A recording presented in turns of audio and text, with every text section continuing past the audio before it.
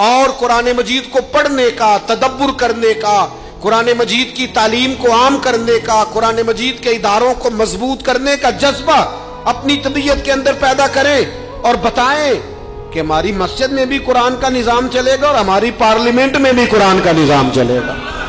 जब ये मिजाज पैदा होगा, जब शौरी तौर पर हम कुरान मजीद से जुड़ जाएंगे, पूरी दुनिया पर कुरान मजीद का जब हम राज देखेंगे और निफाजे कुरान मजीद पूरी दुनिया में करने में कामयाब हो जाएंगे, तो ये अमलन तमाचा है आलम कुफ्र के मुंह पर। मुसलमानों, मुत्तफिक होने की जरूरत है, अपने दिलों के अंदर जज्बा पैदा करने की जरूरत है। मुसलमानों, मुसलमान बन के जीने की जरूरत है, कुरान मजीद से मोहब्बत करने का और कुरान मजीद का दामन थाम कर जिंदा रहने की जरूरत है। मेरे नबी पाक अलैहिस्सलाम ने फरमाया था, याद रखना, कुरान मजीद वो अजीम किताब है जिसका एक सिरा अल्लाह ताला के दस्ते कुदरत में है, जो उसकी शान के लायक है, और फरमाया दूसरा तुम्हारे हाथों में।